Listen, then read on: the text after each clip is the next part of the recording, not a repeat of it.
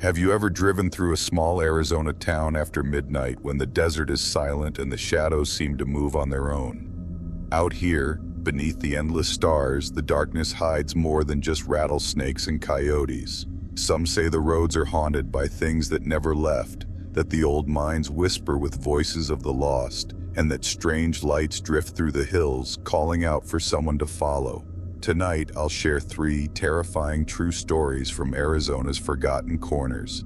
Encounters so chilling, so unexplainable, they'll make you question what's really waiting in the desert after dark. Don't look away, and don't turn off the lights. These stories will stay with you long after the last word is spoken.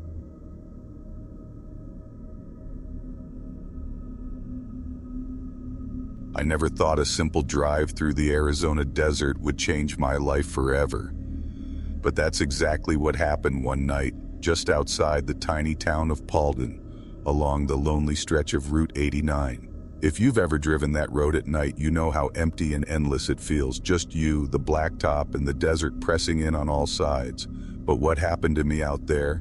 I still can't explain it, and I don't think I'll ever sleep right again. It was late September and I was heading back to Flagstaff after visiting my mom in Prescott. I'd left her place later than I meant to, and by the time I hit Paulden, it was already past midnight. The air was cool, the sky was clear, and the moon was just a sliver, barely enough to light up the scrubby landscape. My old Honda Civic rattled along, headlights cutting through the darkness, the radio playing some static-filled country station. I remember thinking how peaceful it all felt, how the world seemed to shrink down to just me and the road. But then, about 5 miles north of Paulden, I saw something strange. At first, I thought it was just a trick of the light, a shadow flickering at the edge of my high beams. But as I got closer, I realized it was a person standing right on the shoulder. They were facing away from me, motionless, their silhouette sharp against the pale sand. I slowed down, heart thumping, wondering if they needed help. Out here, you don't just leave someone stranded. I rolled down my window as I pulled up beside them. "Hey, you okay?" I called out. My voice sounded too loud in the stillness. The figure didn't move, didn't even flinch. I could see now it was a man, tall and thin, wearing what looked like an old-fashioned suit, something out of place for the desert. His hair was long and stringy, and his hands hung at his sides, fingers twitching ever so slightly. A cold shiver ran down my spine. Something about him felt wrong, like he didn't belong in this world. I tried again. "Do you need a ride? Are you hurt?" That's when he turned his head just a little, and I caught a glimpse of his face in the rearview mirror. His eyes were wide and empty, like 2 black holes, and his mouth was stretched into a grin that was all teeth and no warmth. I jerked back, panic rising in my chest. Suddenly, the man stepped off the shoulder and into the road right in front of my car. I slammed on the brakes, tires screeching, heart pounding so hard I thought it would burst. For a split second, he stood there, staring straight at me, that horrible grin never fading. Then, as if he was made of smoke, he vanished, just blinked out of existence. I sat there, shaking, trying to catch my breath.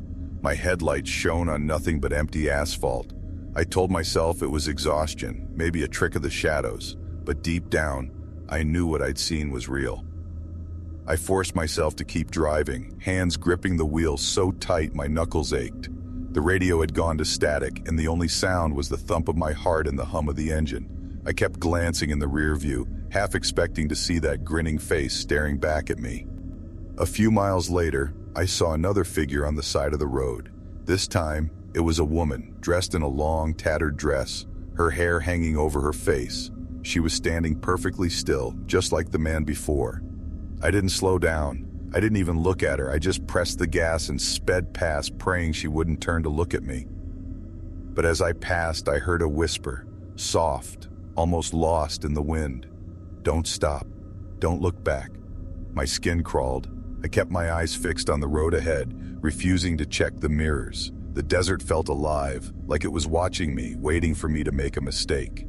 The road seemed to stretch on forever. Every mile felt longer than the last. I started to see more figures, men, women, even children, standing along the shoulder, all facing away from the road. all perfectly still. Some were dressed in old-fashioned clothes, others in modern outfits, but they all had that same unnatural stillness, that same sense of wrongness. I was trapped in a nightmare, and there was no way out but forward. At one point, my headlights flickered, and for a split second, the road ahead was plunged into darkness. When the lights came back on, one of the figures was standing in the middle of the road, arms outstretched. I swerved, barely missing them, my car fishtailing on the loose gravel. I could hear laughter, high, cold, and echoing, coming from somewhere in the darkness. I didn't dare stop. I didn't dare look back. Finally, I saw the sign for Ash Fork, the next town up the highway. Relief flooded through me. I just had to make it a few more miles. But as I passed the sign, I realized something was wrong. The town was dark. No lights, no cars, nothing. It was as if the whole place had been abandoned. That's when I saw him again, the man in the suit, standing in the middle of the road, right at the entrance to town. This time he was facing me, arms at his sides, that terrible grin stretched even wider. I slammed on the brakes, heart hammering, and the car skidded to a stop just feet from him. He didn't move, didn't blink, just stared at me with those empty black eyes. I was frozen, unable to move, unable to breathe. The air in the car felt thick, suffocating. I could hear whispers all around me, voices overlapping, growing louder and louder until they were a deafening roar. And then, just as suddenly as it started, everything went silent. I sat there paralyzed, staring at the man in the suit. The silence was so complete it felt like the world had stopped spinning. My hands trembled on the steering wheel, sweat dripping down my forehead despite the cool desert air. I tried to convince myself to move, to do anything, but my body wouldn't listen. Then the man's head tilted just a fraction and his mouth opened wider, far wider than any human mouth should. It was like his jaw unhinged, stretching down until it was just a gaping black hole. I could see nothing inside, just endless darkness. The whispers started again, but now they were coming from inside my own head, slithering through my thoughts, cold and oily. "Come closer," they hissed. "Join us. You're almost home." I squeezed my eyes shut, desperate to block it all out. I slammed my fist against the steering wheel, trying to snap myself out of it. When I opened my eyes, the man was gone. The road ahead was empty, the town still dark and lifeless. I didn't wait. I floored the gas pedal, tires squealing as I shot past the spot where he'd stood. As I sped through Ash Fork, I realized the town wasn't just dark, it was wrong. The buildings looked faded, almost transparent, like old photographs left out in the sun. The streetlights were twisted, bent at impossible angles. I saw shapes moving in the windows, faces pressed against the glass, eyes following me as I passed. None of them looked alive. I kept driving, desperate to get out, but the road just looped back on itself. No matter which turn I took, I ended up right back at the entrance where the man in the suit would be waiting, grinning at me. I must have circled that ghost town 3-4 times, each loop making me more frantic, more hopeless. On the 5th loop, my headlights flickered again. This time, when they came back on, the car was surrounded. Figures pressed in on all sides, their faces blank, their mouths open in silent screams. Their hands slapped against the windows, leaving smears of something dark and sticky. I could hear them whispering, chanting, their voices rising in a horrible, discordant song. "Stay with us, stay with us, stay with us." I screamed, slamming the car into reverse, tires spinning on the cracked pavement. I didn't care if I hit anything, I just needed to get away. The figures melted back into the shadows as I sped backward, the car bouncing over potholes and debris. I didn't stop until I was back on Route 89, the ghost town shrinking in my rearview mirror. But the nightmare wasn't over. As I drove north, the desert seemed to close in around me. The sky was darker than before, the stars blotted out by thick, rolling clouds. The air felt heavy, pressing down on me, making it hard to breathe. I kept seeing flashes of movement in the corners of my eyes, shadows darting between the saguaros, faces peering out from behind rocks. My phone was dead. The radio was nothing but static. I was completely alone. Or so I thought. About 10 miles outside of Ash Fork, I saw headlights in my rearview mirror. Relief washed over me. Another car finally. I slowed down, hoping to flag them down, maybe get some help. But as the car got closer, I realized something was off. The headlights were too bright, too white, almost blinding. And the car itself. It was old, ancient, like something out of the 1940s, its chrome gleaming in the unnatural light. The car pulled up alongside me, matching my speed. I glanced over and my blood ran cold. The driver was the man in the suit, his face twisted into that impossible grin. In the passenger seat was the woman in the tattered dress, her hair still covering her face. In the back seat, I saw the faces of the children I'd passed on the road, their eyes wide and empty. The man leaned out his window, his mouth moving, but I couldn't hear the words. All I could hear was that horrible whisper, echoing in my mind. "Come with us. It's your turn." I slammed on the brakes, letting the ghostly car surge ahead. It didn't slow down. It just kept going, eventually fading into the darkness. I sat there, shaking, tears streaming down my face. I didn't know what to do. I just wanted to go home. I forced myself to keep driving, refusing to stop for anything. The rest of the night passed in a blur of fear and exhaustion. I didn't see any more figures, didn't hear any more whispers, but the feeling of being watched never left me. When I finally reached Flagstaff, the sun was just starting to rise. The world looked normal again. Cars on the road, people going about their lives, but I knew I'd never be the same. For weeks after, I had nightmares, dreams of endless roads, ghost towns, and grinning shadows. Sometimes late at night, I'd catch a glimpse of a figure standing at the edge of my headlights, just watching, waiting. I tried to tell myself it was all in my head, just a trick of exhaustion and fear. But deep down, I know the truth. There's something out there on Route 89, something that waits in the darkness for lost travelers. And if you ever find yourself driving that road at night, whatever you do, don't stop, don't look back. And if you see a man in a suit grinning at you from the shadows, just keep driving. Because some roads in Arizona don't ever want to let you go.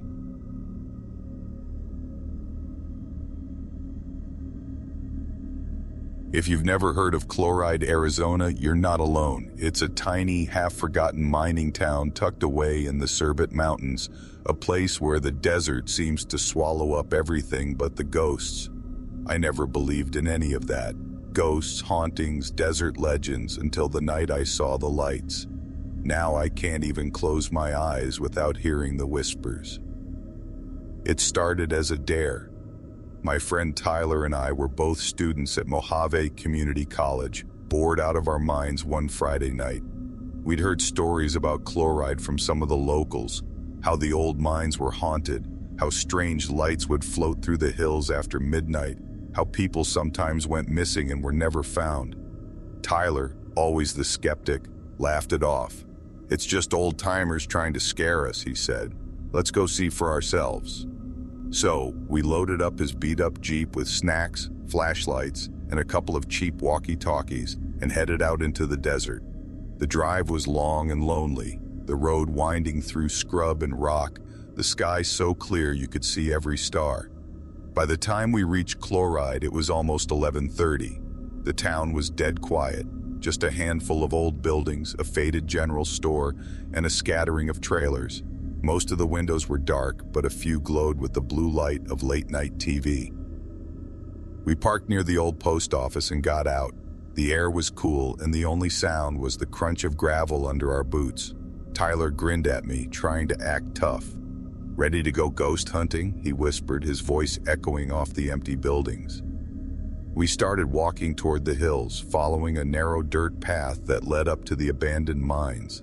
The moon was bright enough to see by, but the shadows seemed to move and shift as we walked. Every so often I'd hear a rustle in the brush or the distant yip of a coyote, and my nerves would jangle. Tyler kept cracking jokes, but I could tell he was getting spooked too. About a mile up the trail, we reached the first mine entrance, a gaping black hole in the side of the hill ringed with rusted metal and old warning signs. "Danger! Keep out!" one of them read, the paint faded and peeling. Tyler shined his flashlight into the darkness, but the beam barely penetrated. "Creepy," he said, but his voice was shaky. We didn't go inside. Instead, we kept walking, following the trail higher into the hills. That's when we saw the first light. It was just a faint glow at first, like a lantern bobbing in the distance. I thought maybe it was another group of kids, or maybe a miner's lamp left behind. But as we watched, the light started to move, floating above the ground, weaving between the rocks, growing brighter and brighter. Tyler nudged me. "You seeing this?" he whispered. I nodded, my mouth suddenly dry. The light was getting closer, and now I could see there were more of them. 3, maybe 4, drifting silently through the brush. They weren't flashlights, they weren't lanterns. They were something else. The colors shifted and shimmered, blue and green and white, like will-o'-the-wisps from some old fairy tale. We ducked behind a boulder, hearts pounding, and watched as the lights floated past us, heading toward the mine entrance. As they passed, I heard something, a faint whisper, like someone speaking just out of earshot. I couldn't make out the words, but the sound made my skin crawl. Tyler looked at me, his face pale. "Let's get out of here," he said, his bravado gone. We started back down the trail, moving as quietly as we could, but the lights weren't done with us. As we walked, they changed direction, drifting after us, picking up speed. The whispers grew louder, swirling around us, filling the air with a cold electric charge. I could feel the hair on my arms standing up, my heart hammering in my chest. We broke into a run, stumbling over rocks and roots, the lights chasing us down the hill. The whispers turned into voices, dozens of them, all speaking at once, their words overlapping and echoing in my head. "Stay, stay, stay," they chanted, their voices rising and falling like the wind. We reached the edge of town, gasping for breath, and looked back. The lights had stopped at the edge of the hills, hovering in a tight cluster, their glow pulsing like a heartbeat. The whispers faded, replaced by a heavy, suffocating silence. We didn't say a word as we climbed into the Jeep and sped away, the town of Chloride shrinking in the rearview mirror. I thought it was over. I thought we'd escaped. But I was wrong. That night, as I lay in bed, I couldn't sleep. Every time I closed my eyes, I saw those lights drifting through the darkness, calling to me. And then, just as I was drifting off, I heard it. A whisper, soft and cold, right next to my ear. "Come back." I shot upright, heart racing, but my room was empty. I tried to tell myself it was just my imagination, just leftover fear from the night before.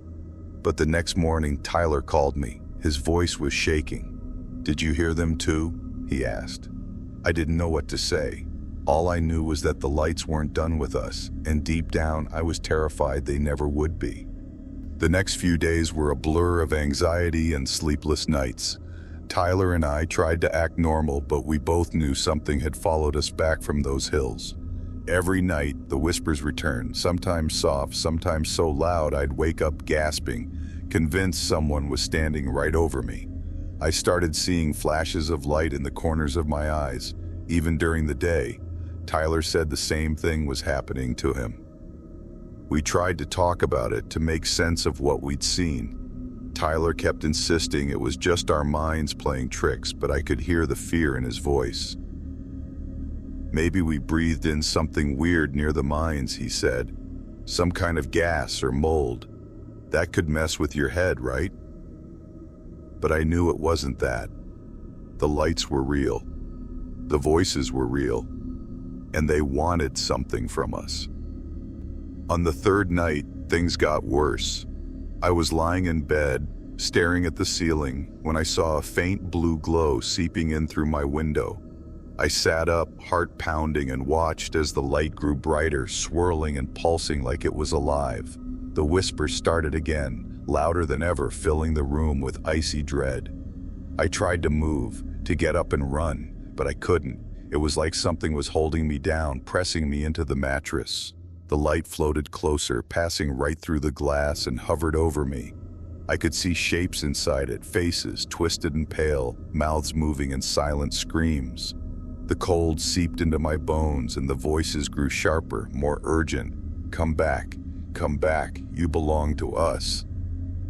I don't know how long I lay there, paralyzed by fear. Eventually the light faded and the pressure lifted. I sat up, shaking, drenched in sweat. I knew I couldn't stay in that room another night. The next morning, I called Tyler. He sounded worse than ever. "They came to my place last night," he whispered. "I saw them, man. They were inside. I think they want us to go back." We met up at a diner in Kingman, both of us looking like we hadn't slept in days. We talked in hushed voices, afraid someone might overhear. Tyler had done some research. He'd found old newspaper clippings about the mines, stories about miners who'd vanished, about strange lights and voices in the hills. "They say the mines are cursed," he said, "that the spirits of the dead miners are trapped there, looking for someone to take their place." I didn't want to believe it, but I couldn't deny what was happening to us. We decided we had to go back to Chloride, to the mines, and try to end whatever we'd started. That night, we drove out to Chloride again, the desert even darker and more silent than before. The town was deserted, not a single light in any window. We parked near the same trail and started walking, flashlights trembling in our hands. The air felt heavy, charged with electricity, and every step felt like it was taking us deeper into another world. As we reached the mine entrance, the lights appeared, dozens of them, swirling and dancing in the darkness. The whispers rose up louder and more desperate, filling our heads with icy fear. "Stay, stay, stay." We stood at the edge of the mine, hearts pounding, and shouted into the darkness. "What do you want from us?" Tyler yelled, his voice cracking. The lights pulsed and the whispers grew into a single chilling voice. "One must stay. One must join us." I felt a cold hand grip my shoulder and I spun around, but there was nothing there. Tyler's eyes were wide with terror. "We have to go," he said, grabbing my arm. But the lights closed in, surrounding us, pressing us toward the mine entrance. The ground seemed to shift beneath our feet, and I stumbled, falling to my knees. The voices filled my head, drowning out everything else. "Stay, stay, stay." I looked up and saw Tyler standing at the edge of the mine, his face pale and blank. He turned to me, his eyes empty. "I'm sorry," he whispered. "I can't fight them anymore." Before I could stop him, he stepped into the darkness of the mine. The lights followed, swirling around him, their glow fading as they disappeared inside. The whispers died away, replaced by a heavy, suffocating silence. I staggered back, tears streaming down my face, and ran down the trail, not stopping until I reached the Jeep. I drove away as fast as I could, the town of Chloride vanishing in the rearview mirror. I never saw Tyler again. His family filed a missing person report, but no one ever found a trace of him. Sometimes, late at night, I see a faint blue glow on the horizon drifting through the hills, and I hear the whispers calling to me, reminding me that I left a friend behind. If you ever find yourself near Chloride after dark and you see the lights, don't follow them. Don't listen to the whispers, because once they choose you, they never let you go.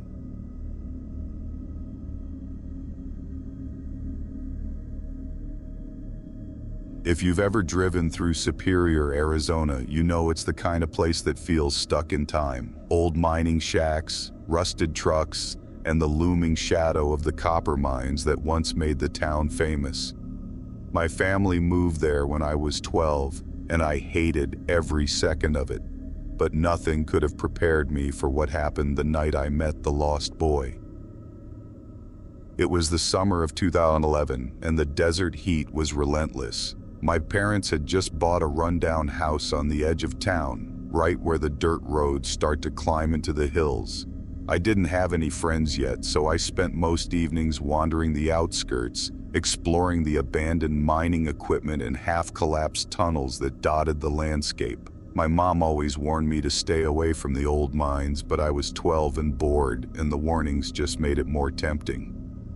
One evening, just as the sun was setting and the sky was turning that deep bruised purple, I heard something strange. I was sitting on a boulder near the entrance to one of the oldest shafts, kicking at the dust, when I heard a voice, soft, almost like a song, coming from inside the mine. At first I thought it was the wind, but then I heard it again. It was a child's voice echoing up from the darkness. "Hello? Is someone there?" I called, my voice trembling a little. The singing stopped. For a moment there was only silence. Then a boy stepped out of the shadows. He looked about my age, maybe a little younger, with pale skin and dark hair that hung in his eyes.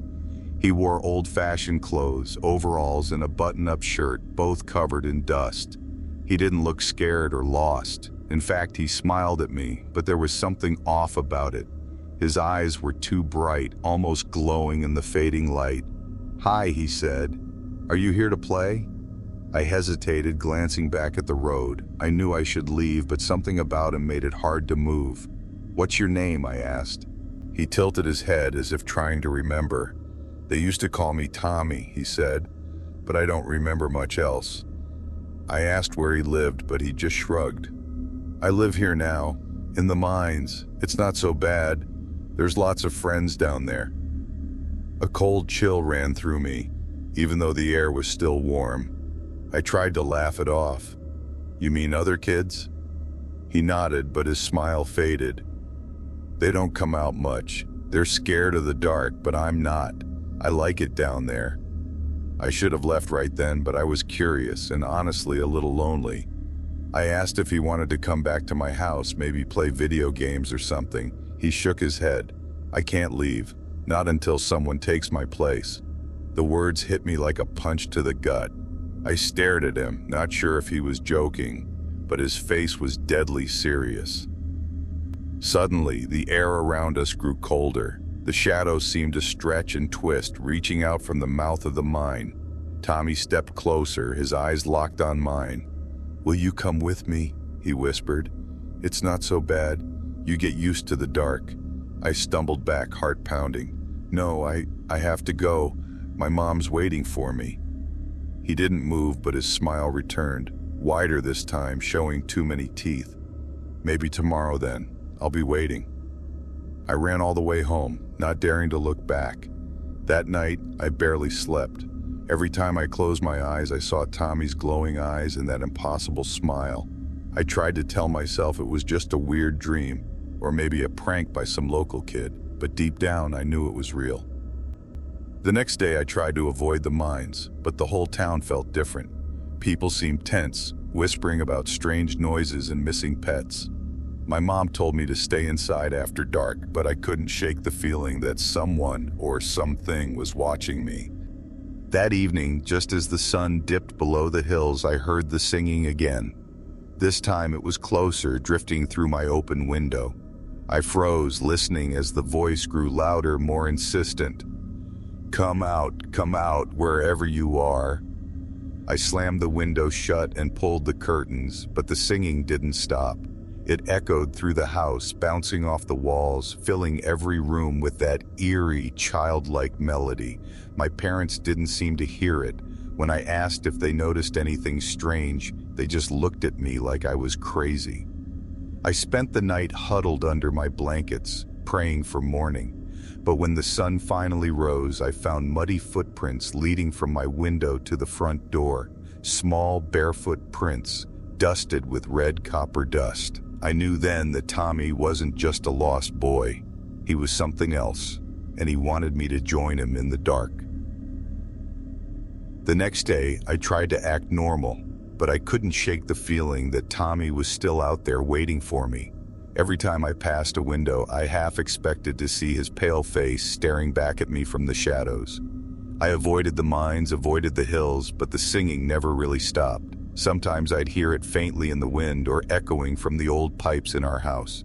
My parents still didn't notice anything strange, but I could see the worry in their eyes. I was jumpy, barely eating, barely sleeping. That night, the singing started earlier. It was louder, closer, as if Tommy was standing right outside my window. I pressed my hands over my ears, but the melody wormed its way into my head, growing sharper, more urgent. Come out, wherever you are." I couldn't take it anymore. I grabbed a flashlight and slipped out the back door, drawn toward the sound like a moth to a flame. The desert was cold and silent, the sky full of stars. I followed the singing through the scrub and rocks, my feet moving on their own. Before I knew it, I was standing at the mouth of the old mine, the same one where I'd first met Tommy. He was waiting for me just inside the entrance, his eyes glowing in the darkness. "You came," he whispered, his voice echoing off the stone walls. "I knew you would." I tried to back away, but my legs wouldn't move. The air was thick and heavy, filled with the smell of earth and rust. Tommy stepped closer, reaching out a hand. "It's not so bad down here," he said. "You get used to the dark. You get used to the voices." I shined my flashlight at him, but the beam seemed to bend around his body, swallowed by the shadows. Behind him, I saw other shapes, children, dozens of them, their faces pale and hollow, their eyes empty. They watched me in silence, their mouths moving in time with the song. "Why me?" I managed to choke out, my voice barely a whisper. Tommy's smile faded. "Someone always has to stay. That's the rule. The mines are hungry. They remember everyone who's ever been lost down here.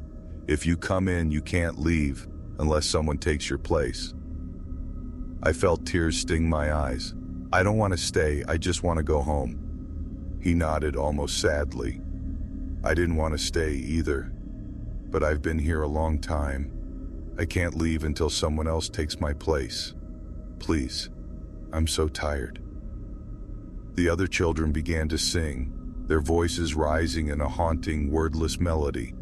The sound wrapped around me, pulling me toward the darkness. I fought to break free, but the shadows clung to me, cold and sticky. Suddenly, I remembered something my grandmother used to say. "If you ever meet a spirit, don't accept anything they offer, and don't give them your name." I took a shaky breath and forced myself to speak. "I'm not staying, Tommy. I'm not taking your place." The singing faltered. Tommy's eyes widened, and for a moment, he looked almost human, just a scared, lonely kid. "Please," he whispered, "don't leave me here alone." I turned and ran, stumbling over rocks and roots, the children's voices chasing me through the tunnels. The darkness pressed in on all sides, but I kept moving, following the faint beam of my flashlight. I could feel the cold hands reaching for me, hear the desperate whispers in my ears. "Stay, stay, stay." I burst out of the mine, gasping for air, and didn't stop running until I reached my house. I locked the doors and windows, pulled the curtains tight, and crawled into bed, shaking with fear and relief. The singing faded, replaced by the normal sounds of the desert night. The next morning, I found a single muddy footprint on my windowsill, smaller than my own, dusted with red copper dust. I never saw Tommy again, but sometimes, late at night, I hear the faint echo of his song drifting through the hills. Years have passed, but I still dream about that night. I still see those hollow-eyed children, still feel the cold grip of the mines. I left Superior as soon as I could, but I know the lost boy is still out there, waiting for someone to take his place. If you ever find yourself near the old copper mines after dark, and you hear a child singing, don't follow the voice, don't answer, and whatever you do, don't go inside, because some things in the desert are better left lost, and some children never really leave the dark.